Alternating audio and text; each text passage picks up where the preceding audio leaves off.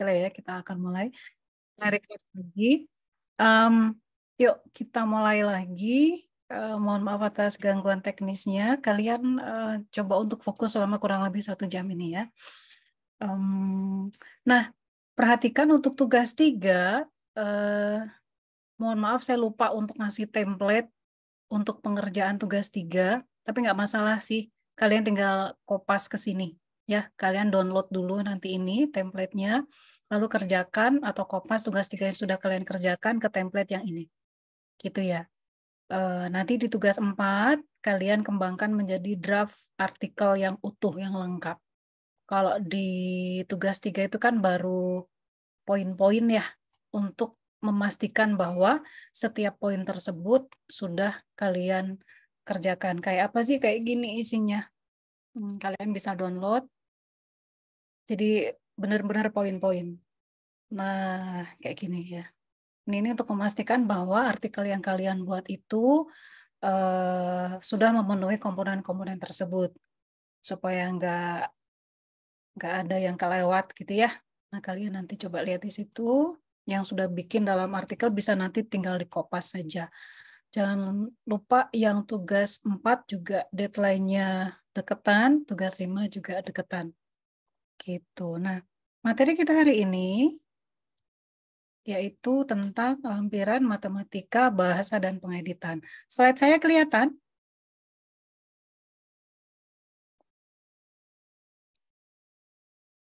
Kelihatan, Bu. Sebentar deh ya, saya juga login dari device yang lain, supaya saya tahu saya masih terkoneksi atau enggak.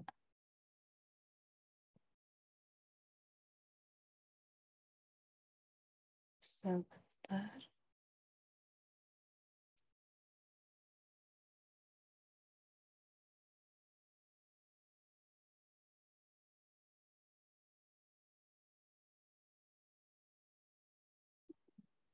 Recording in progress.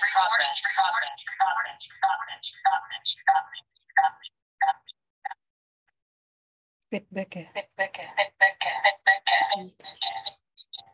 Sebentar.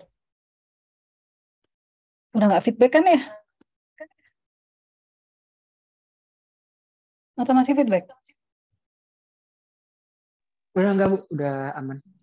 Mana? Sip. Jadi saya akan berikan sedikit pengantar dulu. Habis itu seperti biasa saya tunjukkan beberapa contoh. Nah,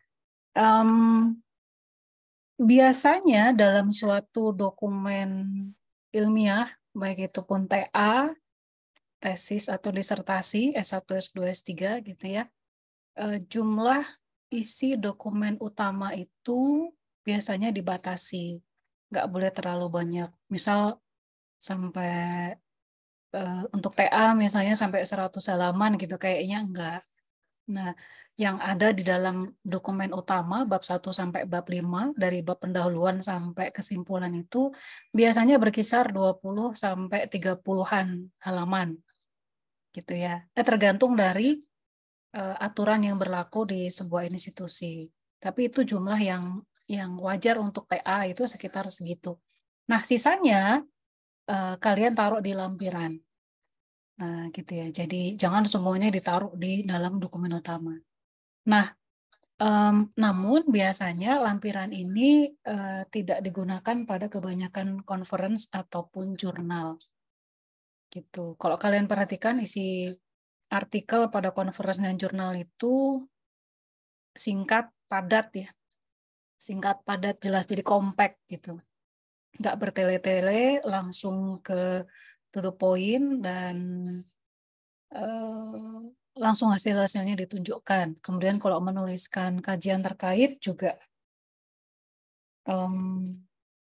to the point, straightforward gitu ya. Nah, saya mau tunjukkan contoh lampiran. Lampiran. Oh, di sini nggak ada contoh lampiran yang di sini. Saya tadinya mau ngambil dari contoh TA saya, cuman udah lama banget jadi udah nggak tahu di mana. Yang bisa saya temukan adalah dokumen disertasi. Nah, ini adalah contoh lampiran. Kalian perhatikan di sini.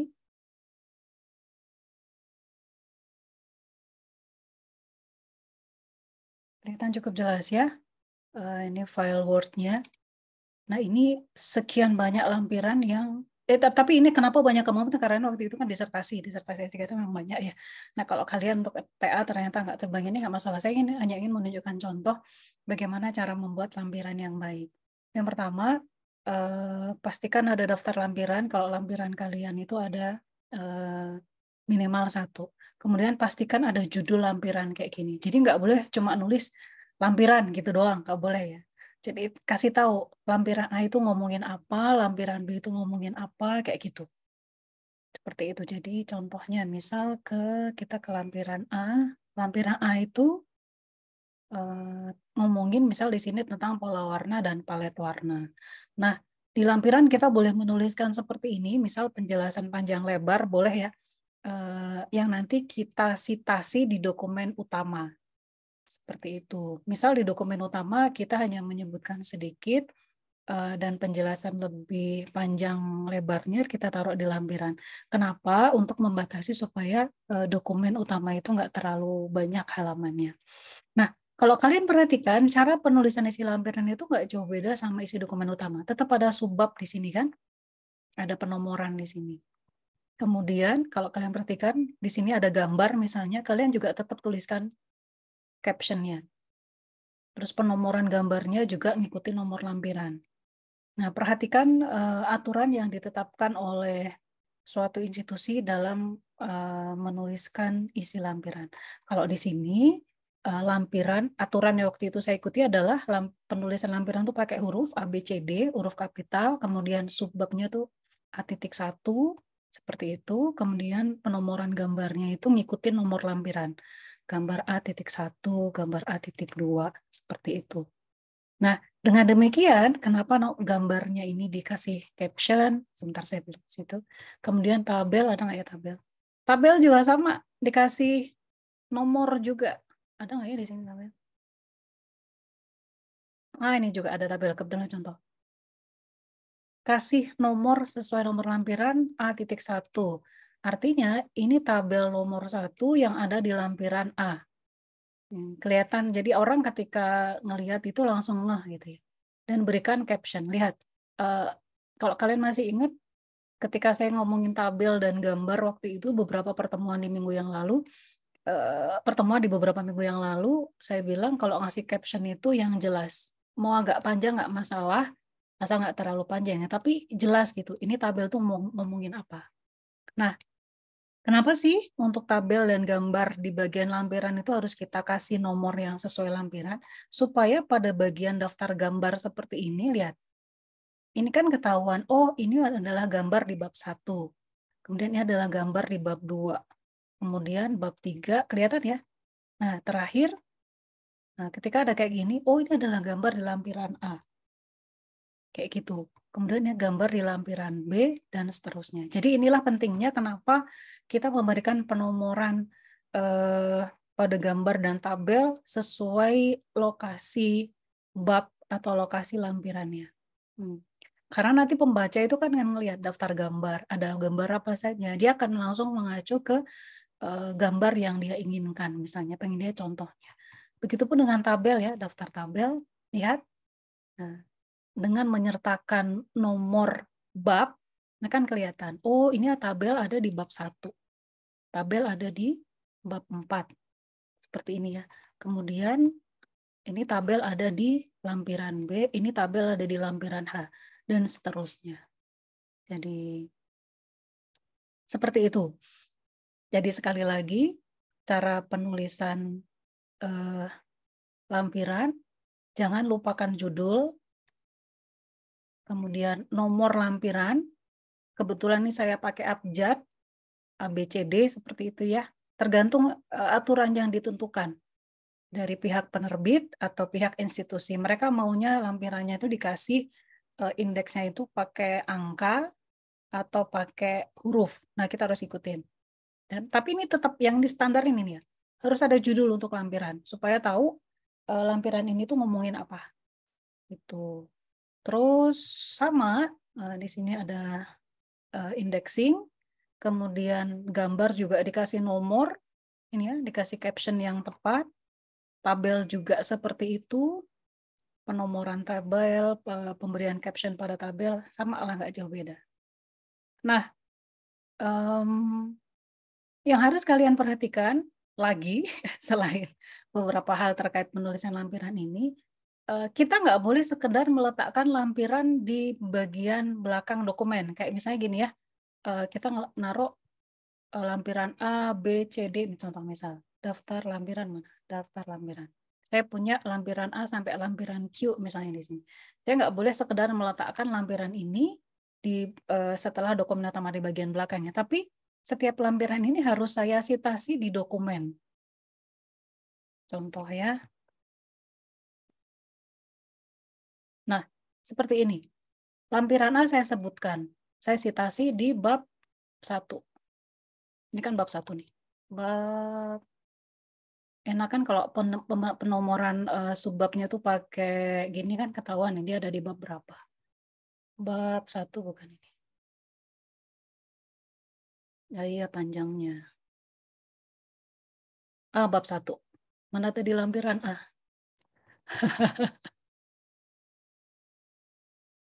Ada lampiran B-nya aja deh. Lampiran B, lampiran B2. Jadi nggak cuma sekedar ditaruh ya, tapi kita citasi di dalam dokumen utama. Kita coba zoom in.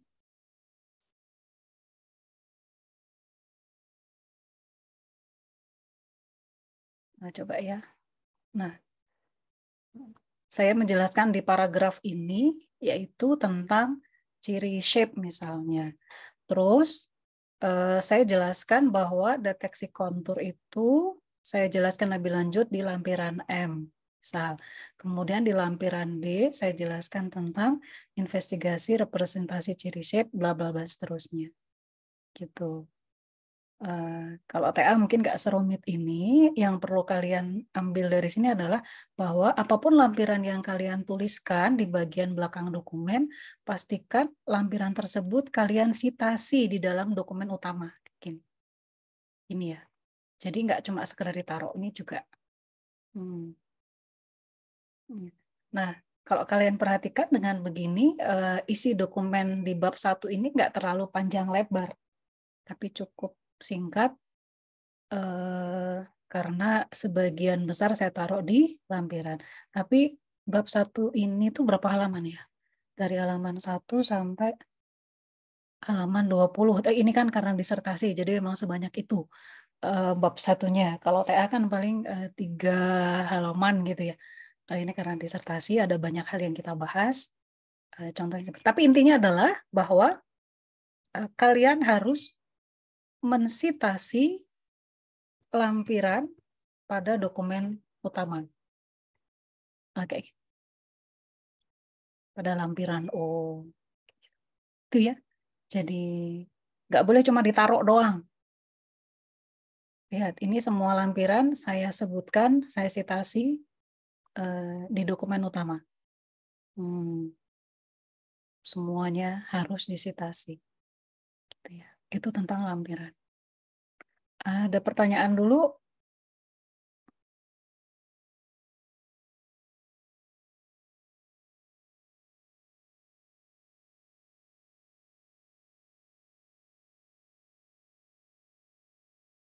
Ya, enak kan ngelihatnya ya, dokumen kalau rapi itu. Daftar lampirannya rapi, terus bikin lampirannya rapi, terus bikin gambarnya itu jelas, captionnya juga rapi, itu kan enak ngelihatnya. Gitu ya. Itu tentang lampiran. Sip ya. Yang sering terjadi itu mahasiswa kalau bikin lampiran tuh nggak dikasih judul kayak gini nih.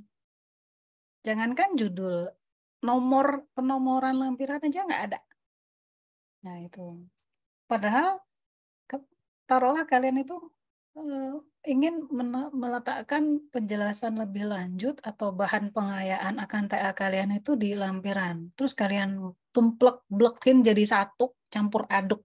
Nah, itu kan membingungkan orang. Padahal lampiran itu akan selalu dilihat orang ketika pembaca membutuhkan penjelasan lebih lanjut.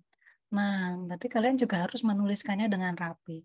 Jadi kita boleh bilang bahwa lampiran ini adalah ya dokumen pendamping, tapi juga penting, gitu ya. Jadi bukan karena dia lampiran maka nggak usah dibikin rapi, nggak kayak gitu. Tetap harus rapi nulisnya dan tetap harus diperhatikan tata tulisnya, gitu ya, kayak gini. Nah ini udah kasih contoh yang bagus nih. Kalian harus ngikutin, jangan sampai bikin yang nggak bagus nanti ya. Daftar lampiran. Terus daftar gambar juga bikin yang bagus. Lihat, caption untuk setiap gambar itu benar-benar merepresentasikan isi gambar. Begitupun caption pada tabel. Ini ya. Gitu. Jadi jangan cuma hasil klasifikasi kalau di tabel gitu, cuma hasil klasifikasi. Udah gitu doang. Terus kan bingung kan jadi hasil klasifikasi apa? Bingung. Tapi berikanlah caption yang jelas. Saya kasih contoh. Saya bisa ke sana. Nah, ini. Kalau saya cuma ngasih judul kayak gini, caption kayak gini yang saya kasih highlight, udah bagus emang. Cuman informasi yang pengen saya tekankan di tabel ini tuh ada di kalimat kedua. Nah, jadi ketika melihat suatu tabel, orang tuh langsung ngeh berdasarkan informasi yang kita berikan dalam caption. Gitu ya. Ini berlaku untuk apapun sih. Nanti kalian bikin dokumen apapun, setelah kalian bekerja juga ya nggak jauh beda lah sama ini. Gitu ya. Itu tentang lampiran.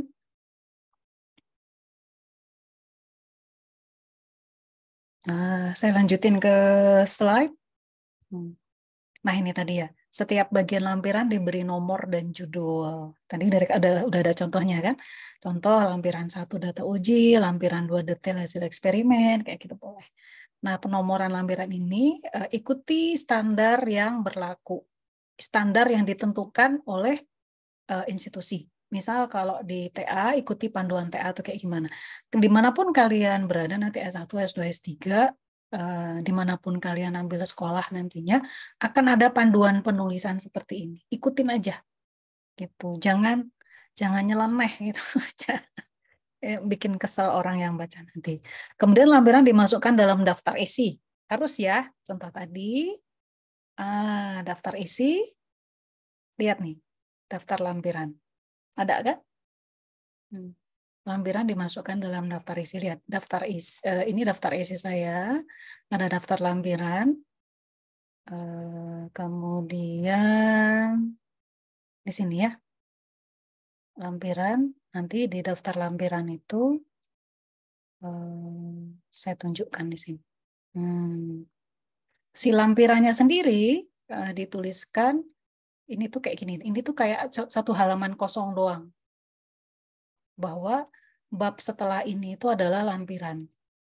Kalau dulu zaman saya kuliah, saya beres kuliah sekitar 4 tahun lalu, di sini selalu kayak gini.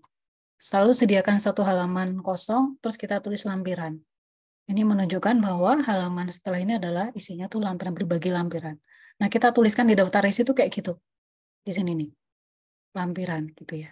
Nah, daftar lampirannya sendiri kita buat juga, nih, daftar lampiran. Nanti masuk ke daftar isi kan?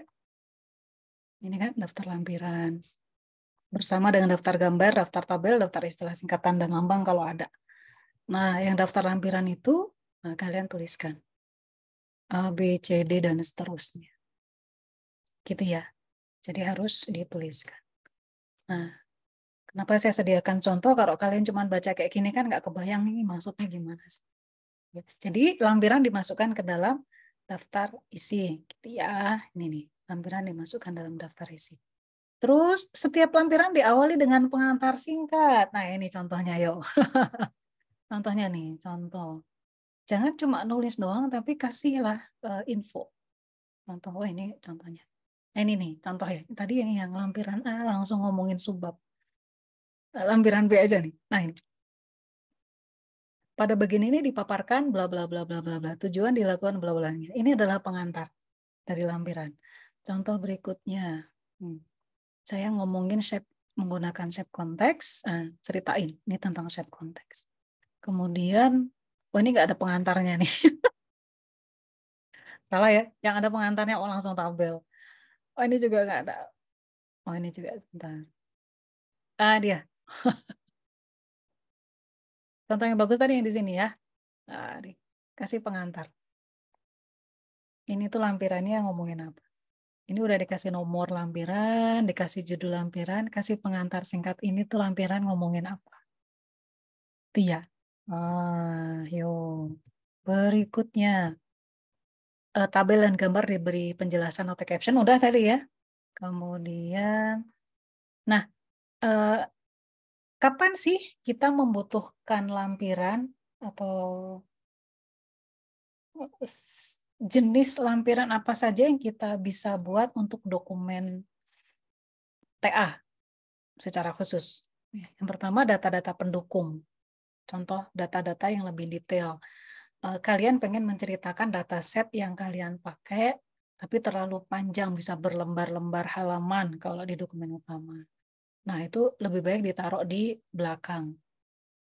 Gitu ya. Contoh, saya punya contoh nih. Contoh, mana ya? Oh, ini dia, ada. Ini. Nah, kayak gini. Ini adalah contoh citra bendera dari setiap kelas. Ini kebetulan TA-nya ngomongin tentang klasifikasi bendera negara.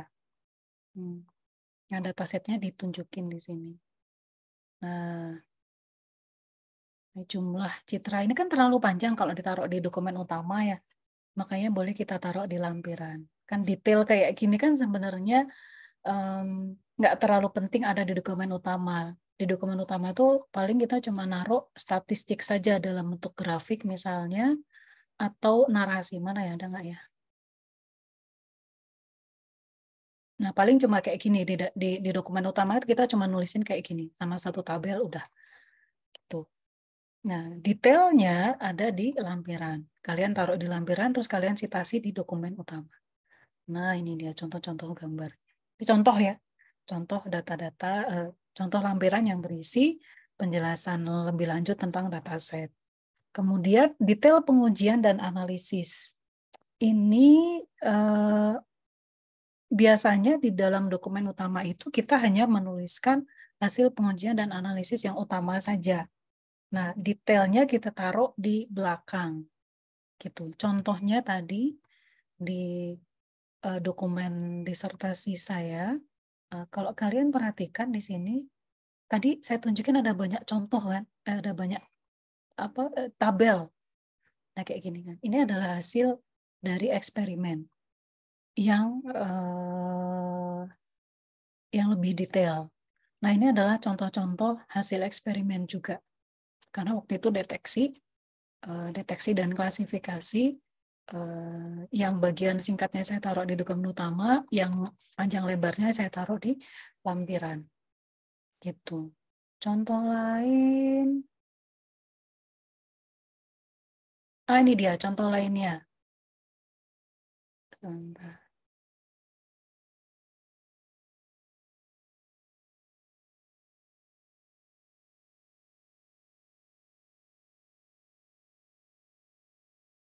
Telat yang muncul di Zoom ya, ternyata. Ini contoh analisis dari pengujian. Nah ini kalau ditaruh di dokumen utama terlalu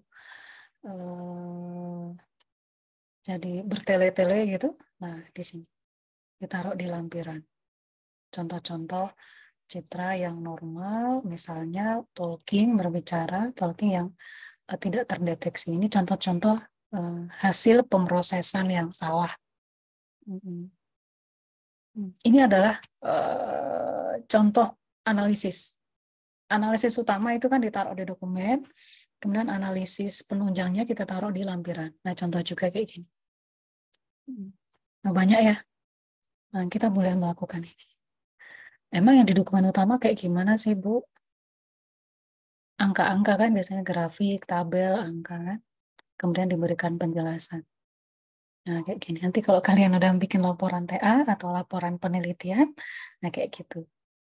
Nah, contoh-contoh gambarnya yang banyak, contoh-contoh gambar dari hasil analisis, itu ditaruh di lampiran. Gitu. Itu ya, itu contoh lampiran. Kemudian apalagi? Kita juga bisa meletakkan kode program. Boleh. Jadi kita tulis pseudocode rapi, kemudian kita kasih komen gitu. Nah, boleh ditaruh di lampiran. Terus apalagi? Screenshot aplikasi. Boleh. Gitu ya. Boleh kita taruh di lampiran. Karena kalau kalian nulisin screenshot aplikasi, kalian taruh di dokumen utama, penuh nanti. Dan terakhir administrasi, misalnya terkait CV, kurikulum vitae dari pembimbing, terutama untuk pembimbing yang berasal dari luar TELU. Gitu. Itu terkait lampiran. Ada pertanyaan, komentar?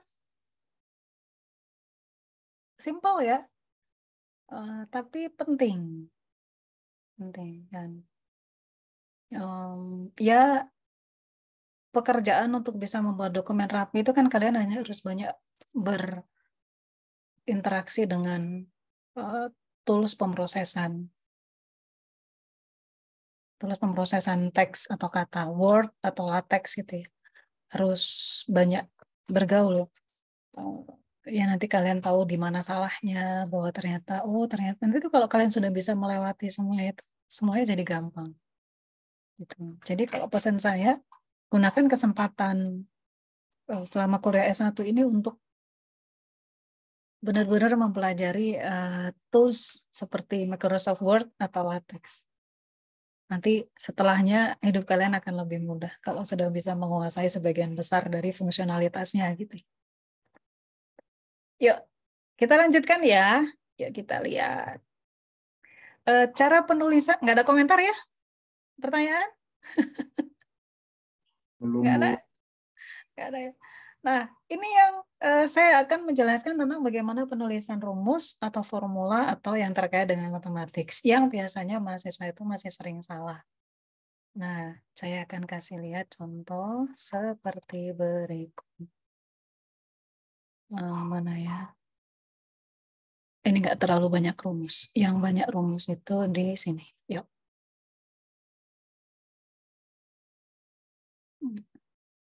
Ini juga sedikit sih rumusnya. Ini nih. Yuk. Oh, yang di Zoom telat munculnya ya.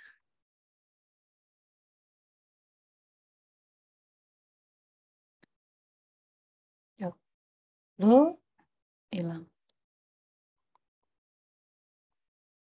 Lihat rumus-rumus yang dituliskan ini. Ini semuanya pakai equation. Kalau di Word. Insert equation ini ya.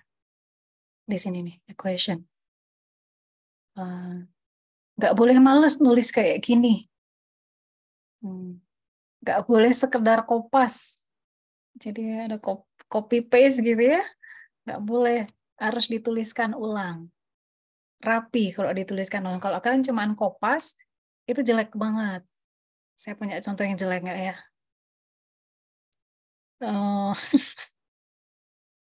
Nggak ada kayaknya.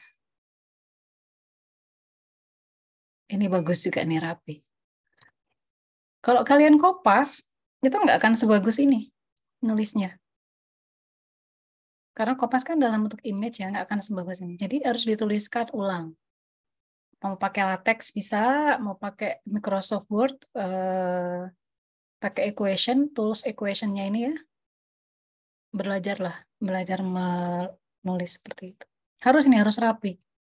Harus rapi. Itu ya. Nah, saya balik lagi ke sini.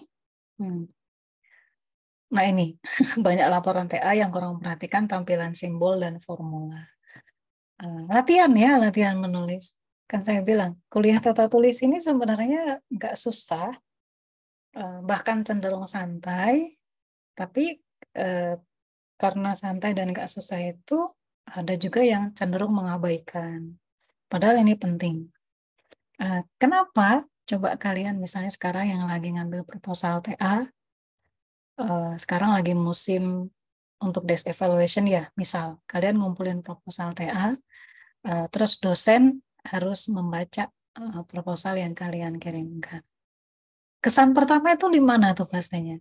Rapi atau enggaknya isi dokumen kan? Udah nggak rapi, marginnya acak-acakan, penomoran kacau balau, itu udah nggak enak dulu tuh bagi yang baca. Jadi kesan pertamanya itu udah nggak enak gitu. Nah, kalau misalnya kalian memberikan laporan yang rapi, daftar isi rapi, daftar gambar, daftar tabel rapi, margin rapi, penomoran subbab juga rapi, nah itu tuh kesannya udah enak. Baru setelahnya isi dokumen akan mulai diperhatikan, konten utamanya akan diperhatikan.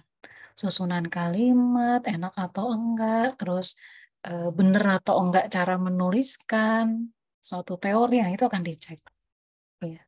Tapi kesan pertama itu selalu pada visualisasi tampilan laporan kalian. Gitu ya. Nah, kalian juga bisa menggunakan LaTeX selain menggunakan fitur equation dari Microsoft Word untuk menuliskan simbol dan formula matematika. Nah, ini nggak boleh kopas. Jangan kopas. Harus ditulis ulang. Ya. Terus perhatikan penggunaan koma dan titik untuk angka desimal. Kalau bahasa Indonesia pakai koma untuk desimal, sedangkan bahasa Inggris pakai titik. Ini nggak boleh salah ya. Nah, ini fatal kalau salah. Gitu. Terus sebaiknya ada contoh kasus angka-angkanya. Contoh misal, emang ada nggak ya di sini? Oh, di sini nanti saya kasih di dokumen. Kemudian gunakan sebuah simbol matematika untuk setiap fungsi yang ada.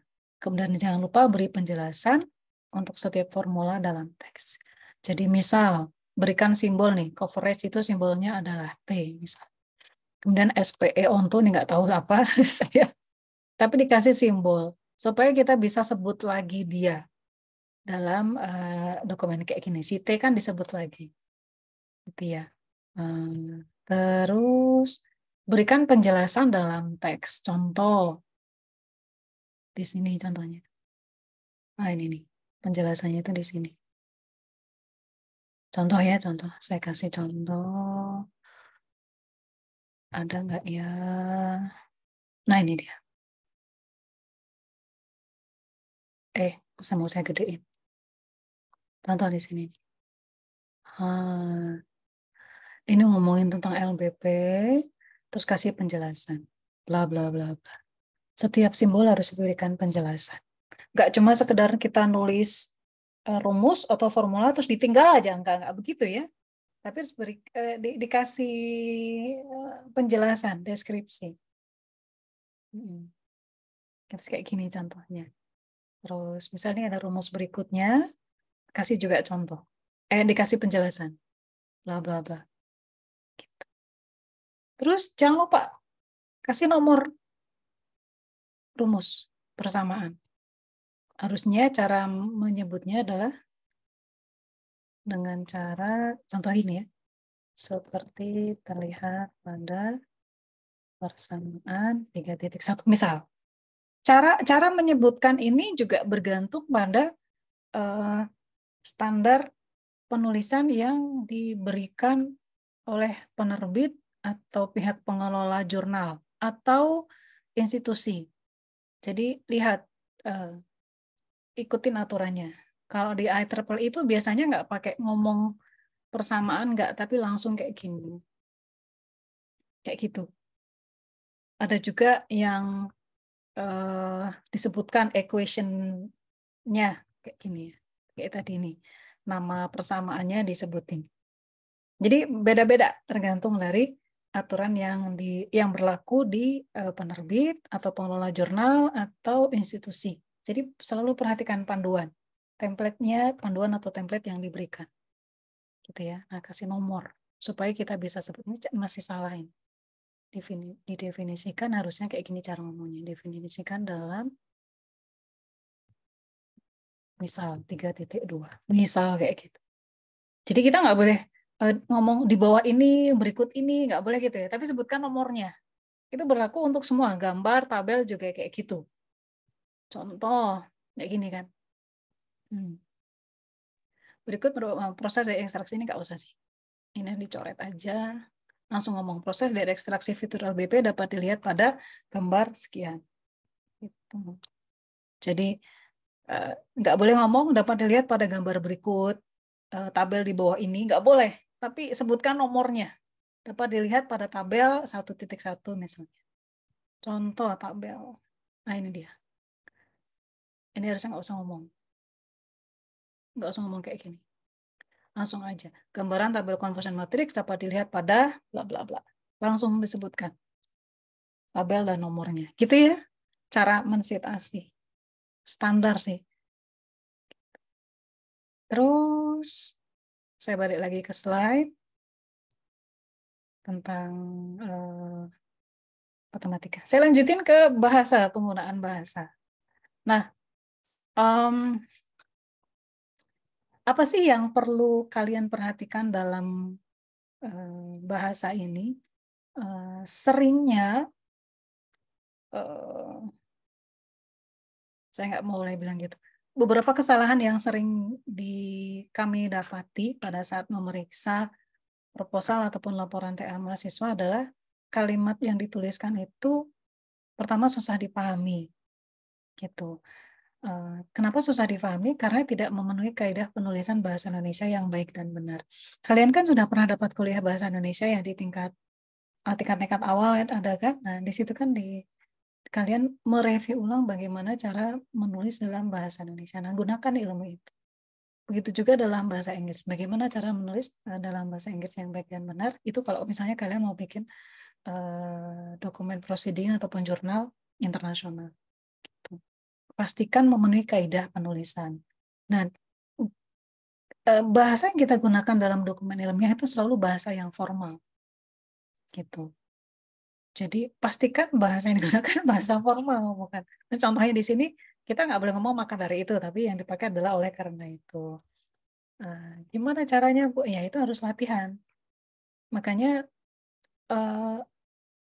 kalau kalian nggak terbiasa untuk menulis dokumen formal, maka cara berlatihnya adalah setidaknya kalian baca-baca, mulai dari membaca-baca dokumen formal, buku-buku bacaan, gitu ya, yang penuh dengan dokumen formal, gitu. Jadi ya harus latihan. Selain formal, kita harus menggunakan juga bahasa Indonesia yang baku. Kalau kalian pengen tahu baku atau tidaknya sebuah kata, coba cek di web KBBI. Contoh di sini yang baku itu adalah analisis, bukan analisa. Contoh juga yang sering salah itu performansi. Itu bukan kata yang baku. Yang baku adalah kinerja atau performa. Tapi sering salah ya, dan sering diabaikan. Performansi nggak ada dalam bahasa Indonesia. Sekarang ini di KBBI nggak ada. Terus kata output. Output itu bukan bahasa Indonesia yang baku. Berarti output itu dianggap sebagai istilah dalam bahasa asing, bahasa Inggris. Maka kita harus menuliskannya dalam bentuk italik. Tapi kalau input, kalau saya nggak salah ingat, sudah dianggap sebagai bahasa Indonesia yang baku.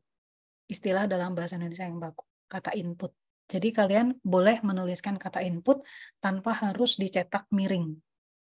Coba cek ya di web KBBI. Jadi selalu cek ke sini. Kalau pengen tahu apakah istilah dalam bahasa Indonesia yang kita gunakan itu baku atau tidak. Ini penting karena laporan TA, proposal TA kalian tuliskan dalam bahasa Indonesia gitu. Ya sama saja kalau kalian menuliskan proposal atau laporan dalam bahasa Inggris, ikuti kaidah-kaidah penulisan. Itu. Kemudian penulisan angka, nah ini ikutin. Kalau angka dalam bahasa Indonesia selalu ditulis pakai kayak gini. Gitu. Jam berapa sekarang? Listrik saya udah nyala lagi. Baru nyala, makanya lampunya langsung kelihatan. Udah lah, biarin. Nah, kemudian penggunaan huruf kapital nih, yang sering salah juga. Nama entitas ditulis dengan diawali huruf kapital. Nama entitas. Contoh yang benar adalah WordNet. Python kayak gitu. Terus nama disiplin ilmu itu bukan nama entitas, nggak perlu diawali huruf besar. Contoh text mining, information retrieval itu bukan kan? Itu bukan nama entitas. Jadi nggak perlu dituliskan pakai huruf besar. Kemudian kata depan, ini sering salah nih mahasiswa. Kapan kita menggunakan di yang dipisah atau disambung? Itu kan simple ya sebenarnya. Dari sejak SMP pun kalian sudah mengenal. Kalau di sebagai kata depan ya kalian tahu lah, maka dipisahkan di sini di algoritma itu. Tapi kalau sebagai imbuhan ya nih, kalau sebagai imbuhan ya digabung tambah. Ini contohnya ya. Sering salah Mas. Terus misal kalian kalau zaman sekarang itu perkembangan bahasa kita sering campur aduk bahasa ya. Kadang kita nggak menemukan padanan dalam bahasa Indonesia, maka kita terpaksa menggunakan istilah asing kayak gini. Nah, contoh di submit, maka kita kasih tanda dash, tanda hubung. Di dash, tanda hubung, terus submit. Karena submit ini kan istilah asing, sementara di itu kan istilah Indonesia, maka dikasih kayak ini cara nulisnya. Udah ya gitu ya, nggak susah ya. Terus singkatan, hindari penggunaan singkatan. Miss AJ, tidak. Kemudian jangan gunakan akronim kecuali sering digunakan dalam artikel, kecuali sudah sangat umum. Nah ini cara penulisan akronim pun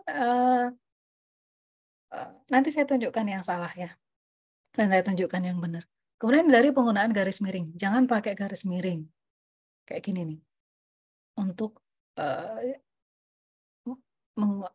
merepresentasikan kata atau.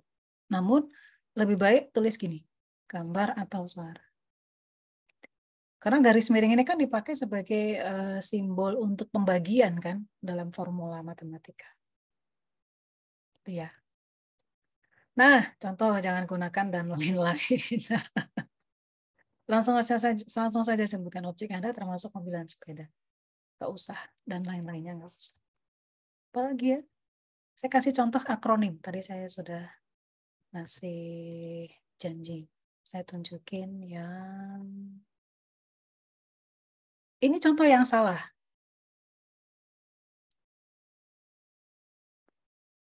Penulisan akronim seperti ini itu salah.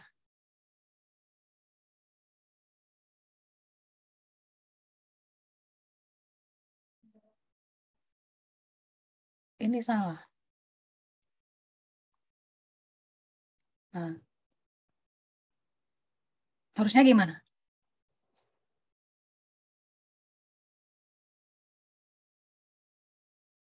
Harusnya singkatan yang di dalam kurung, Bu. Singkatannya harusnya yang di dalam kurung. Ini yang salah ya. Begitu. Jangan kebalik. Jadi singkatannya yang di dalam kurung, yang kemudian akan kita gunakan, mana sih saya mau nulis?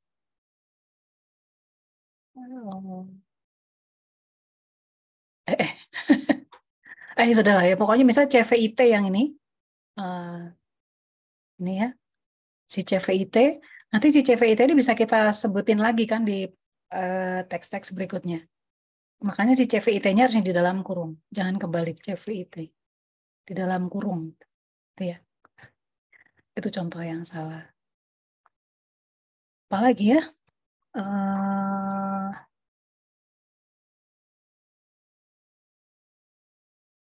Paragraf dan kalimat. Ini mah kalian udah tahu lah ya. Standar. Ini yang harus kalian ingat-ingat. Bahwa dalam satu paragraf harus berisi satu topik. Dan kalimat pertama dalam paragraf ini penting.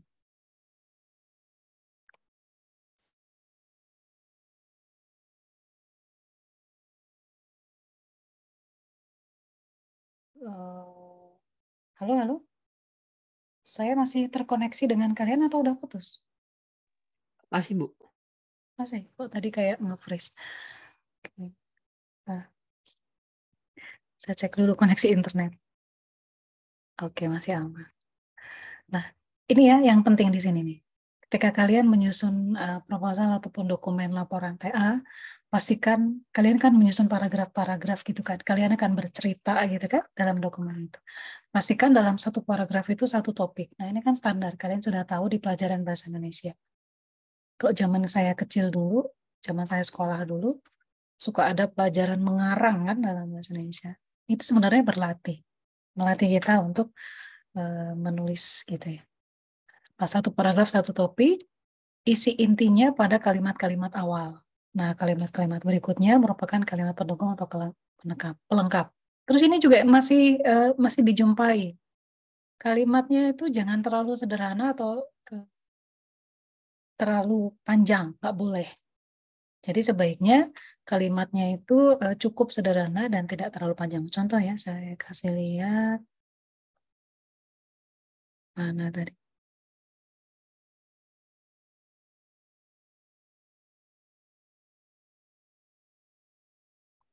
Yang ini deh.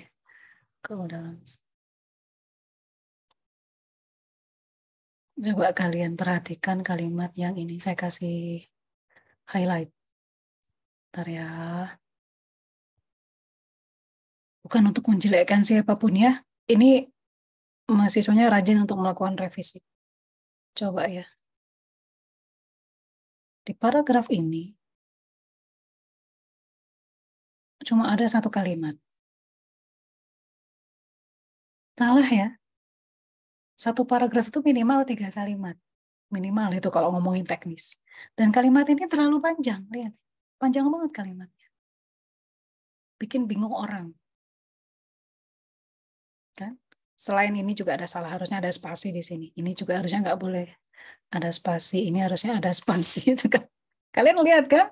Ada penggunaan kata di yang kapan disambung, kapan dipisah tuh mahasiswa masih bingung tuh. Ya, ini contoh, ini kejadian nyata dan masih harus dibenerin.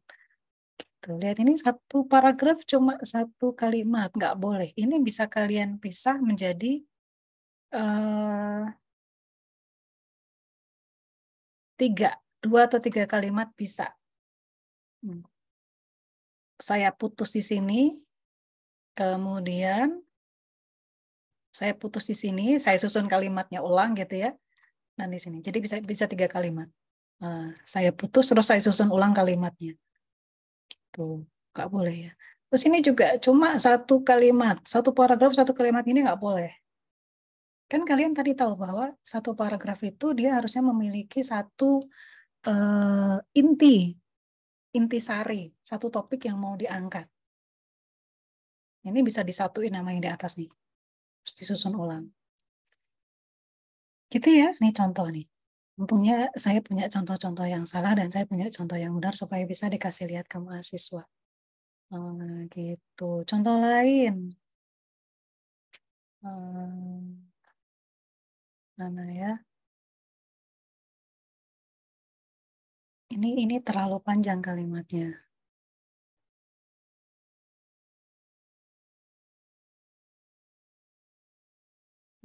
Panjang, kepanjangan. Contoh kalimat yang bagus yang gimana, Bu? Contoh ya. Ini bagus nggak ya contohnya?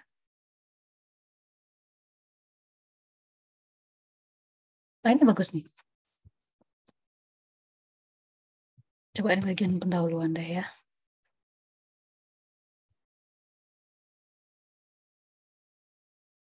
Enak nih kalimatnya dibaca. Untuk kalau yang perhatiin.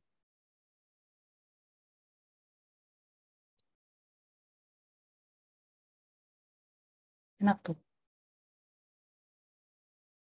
Kan? Paragraf 2 juga enak dibacanya.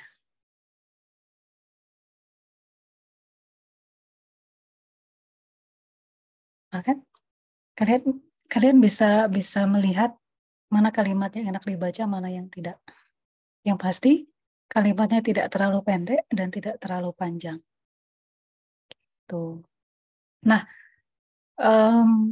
biasanya mahasiswa itu yang biasanya ya kasus-kasus yang umum terjadi pada saat menuliskan studi pustaka atau kajian pustaka atau dasar teori seperti itu, sekedar translate. Mahasiswa lupa untuk melakukan paraphrase. Paraphrase itu kita menulis ulang suatu dasar teori, tapi menggunakan kalimat kita sendiri. Nah, kalau kita bisa menuliskan dengan kalimat kita sendiri, itu dibacanya juga jadi enak. Gitu. Ini enak dibacanya nih.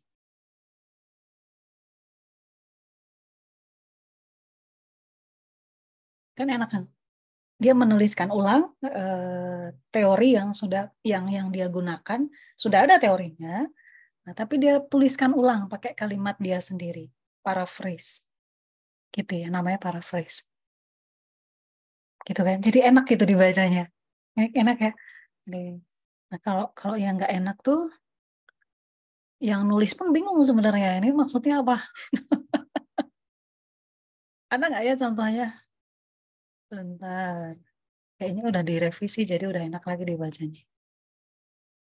Mana ya?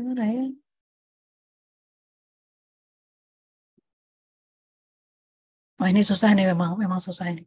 Terlalu banyak rumus di sini. Contoh yang bagus ini ya.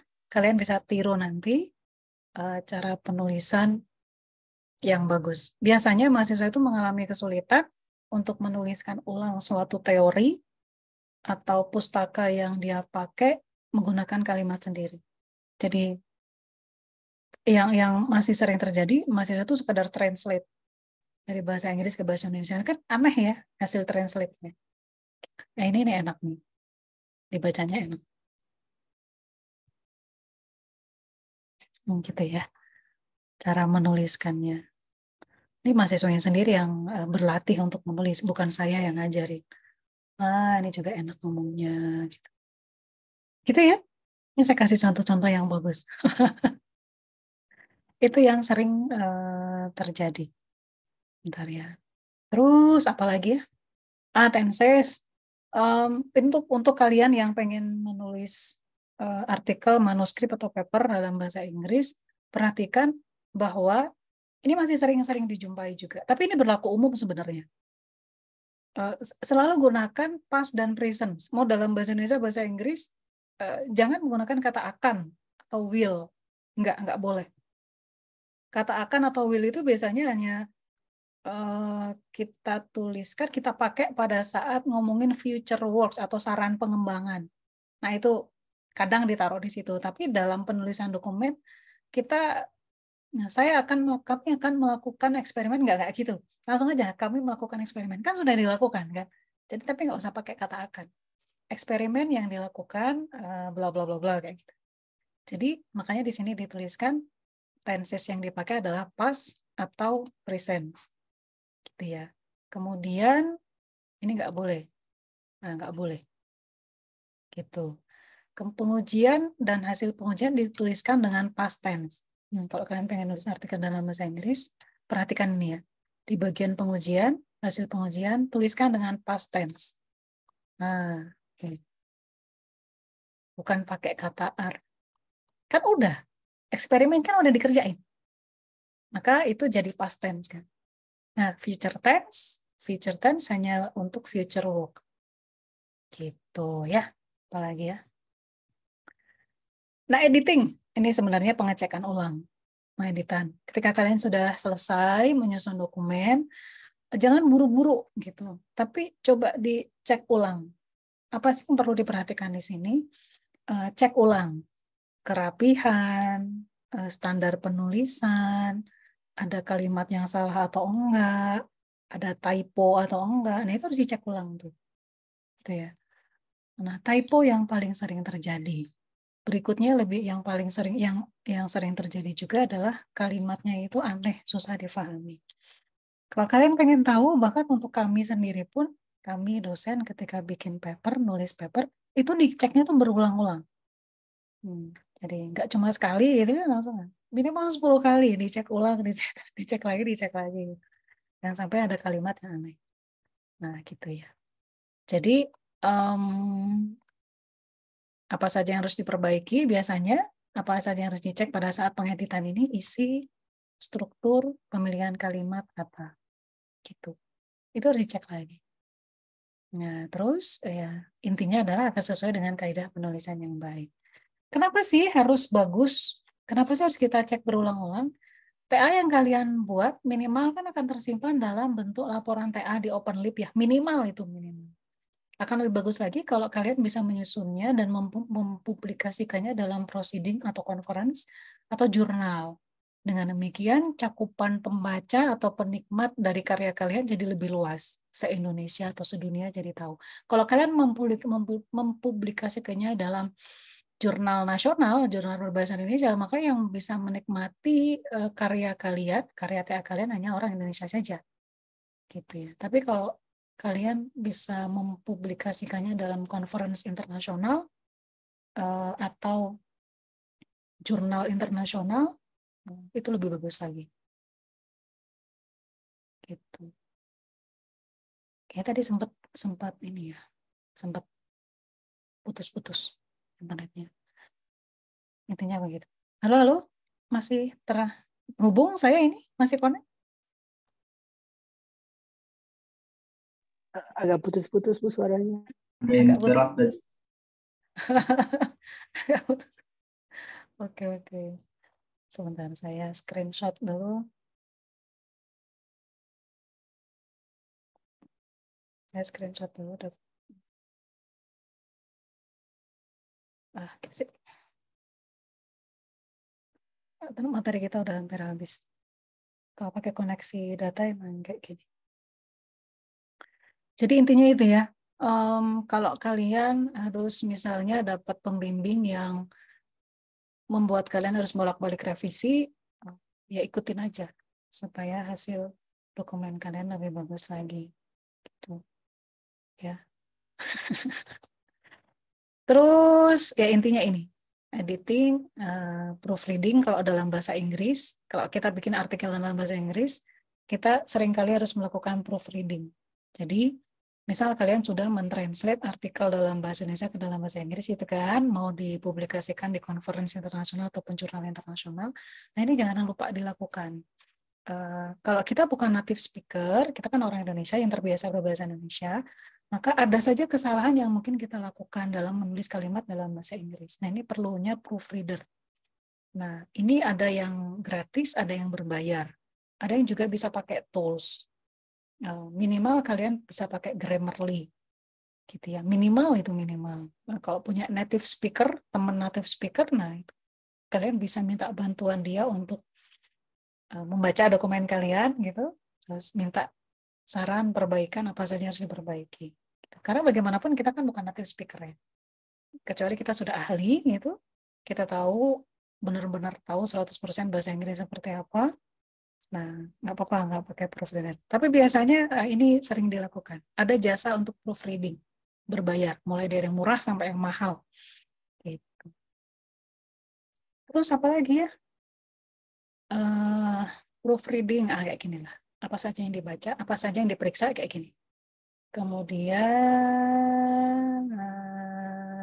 proofreading sebaiknya dilakukan oleh orang lain. Bisa teman, bisa kita bayar gitu ya. Ada lembaganya, ada institusi yang menyediakan jasa untuk proofreader.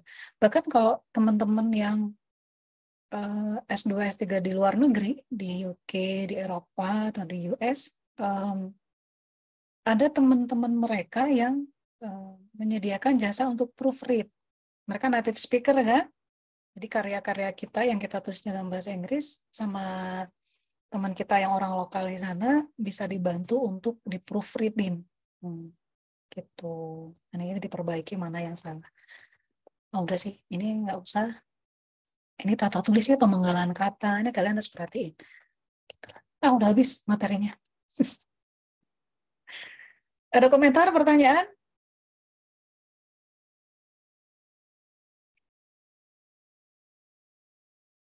Nggak ada ya? Minggu depan saya akan ngomongin tentang plagiarisme sama etika menulis gitu. Bu, izin bertanya, Bu. Oh, yuk.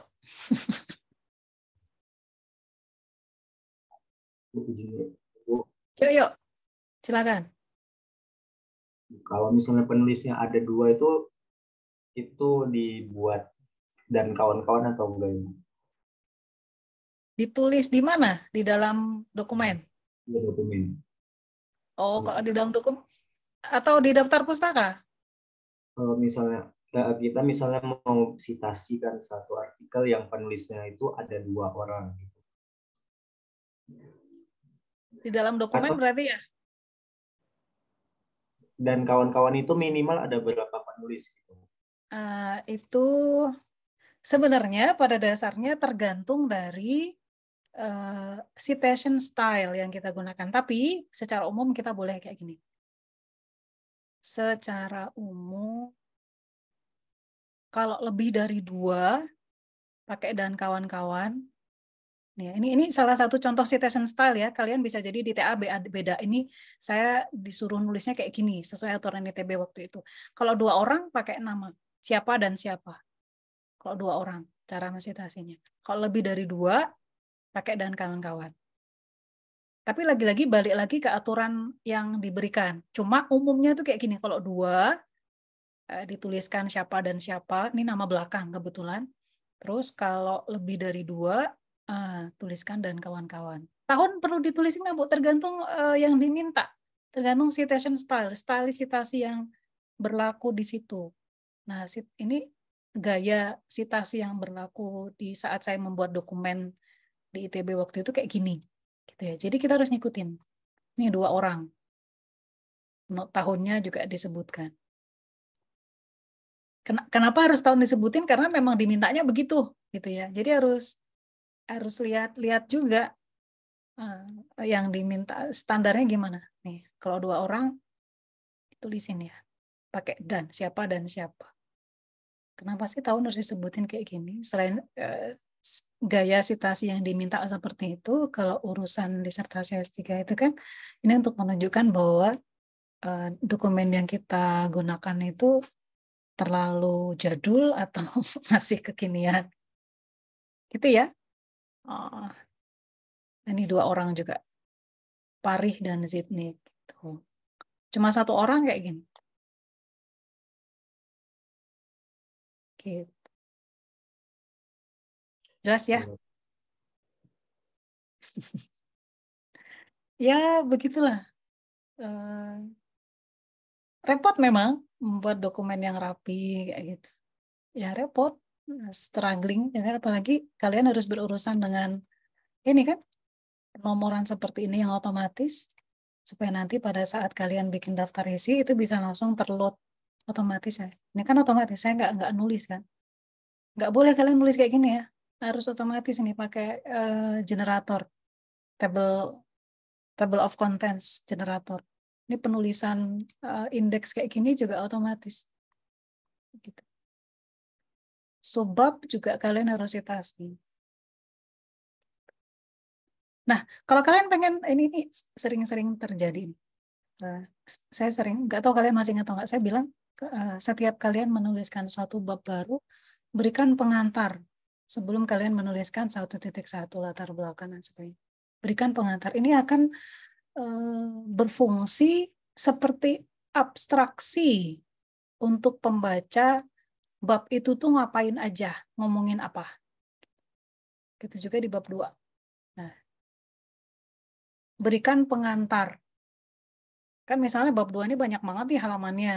Orang malas kan lihat ini ada apa aja di bab 2. Nah, kalian berikan pengantar di sini. Ini kan semacam abstraksi dari isi bab 2. Begitu juga di bab 3. Nah, berikan abstraksi atau pengantar. Bab 4 begitu juga. Oh, nih. Pada bagian ini dipaparkan bla bla bla. Pada penulisan bla bla. Ini kan dari sini aja orang udah tahu, oh isi bab ini adalah kayak gini. Detailnya baru mereka akan lihat satu persatu ke tiap subbab. Gitu ya. Nanti juga. Itu. Selalu berikan pengantar. Gitu ya. Kecuali di bagian kesimpulan nggak usah. bagian kesimpulan nggak usah langsung aja. Gitu ya. Ini banyak banget halamannya. Ya karena ini kan dokumen S3. Kalian S1 kan nggak sebanyak itu. Gitu ya. Tapi itu contoh. Ya aturan tata tulisnya nggak terlalu jauh berbeda. Cuma jumlah halamannya saja yang beda. Gitu ya. Ada pertanyaan lagi atau komentar?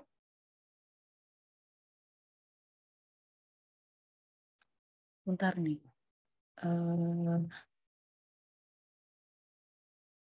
Saya bisa lihat apa ya.